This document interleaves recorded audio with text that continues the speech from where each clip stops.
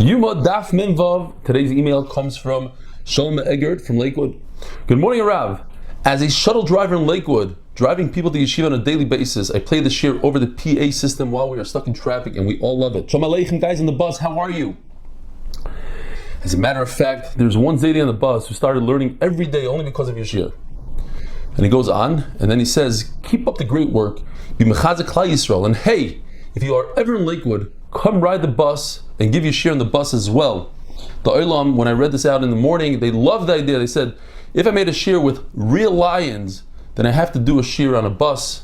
I agree with them. One day, Be'ezer Hashem, best regards, Shalom Egert. The other ideas, I hope you have a screen on the bus so they can watch and see all the charts and everything. And if not, we're going to have to sponsor something. Yoma Daf Min Vav. Yesterday we learned Shitas Remeir, that on the Mizbeach there were 4 marachos every day, and on Yom Kippur there was 5. The Marach Gdoila, it's the larger fire that you put all the karbanos. The second one is for Ketores, the third one is for Kiyum Eish, for extra fire, and the fourth one is if you have any extra meat, a varim that left over, you put it on the fourth one. And on Yom Kippur there's a 5th one for the special Ketores of Yom Kippur.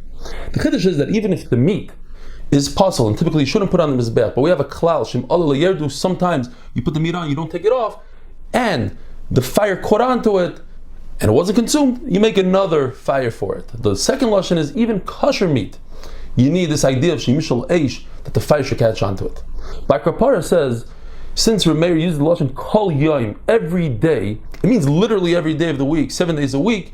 So if you have meat left over from Erev Shabbos, which you should have consumed on Erev Shabbos, but it was left over on Shabbos, you're permitted to consume it on Shabbos.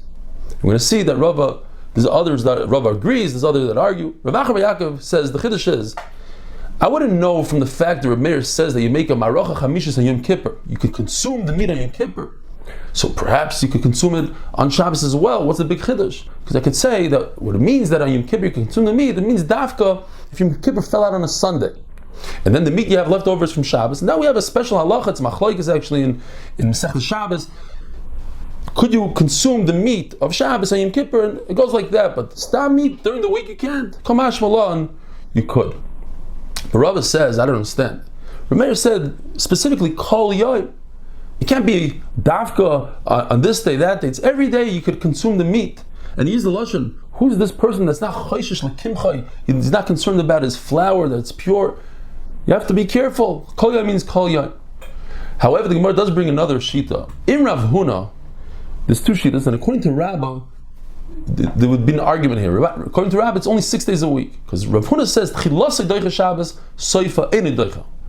And you could explain Tamid, carbon Tamid pushes off 2 things. It could push off Shabbos and it pushes off Tumah.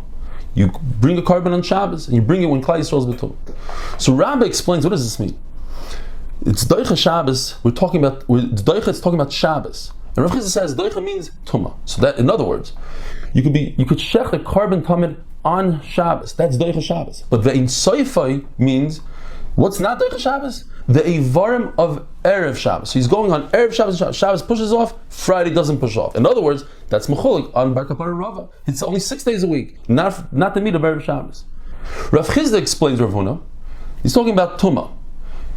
The beginning part of Shechita, not a different day, not Friday and Shabbos, but rather within this animal itself. The first part of the animal of carbon tamid is the Shechita and the Zrika. That pushes off Tumah. If you don't have a coin that's Tar, you bring it B'Tumah.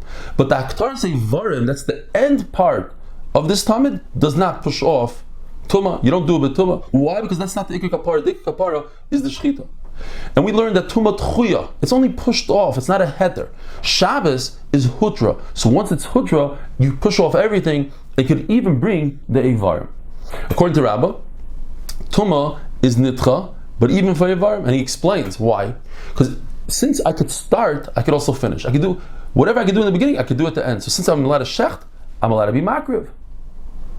The first lesson of the Gemara is that if you extinguish a coal from the Mizbeach, even during the week, and it's on top of the Mizbeach, according to everybody, you're chayiv. But if this coal is on the floor of the Azara, according to Abai, you're chayiv, because it's still considered a coal of the Mizbeach.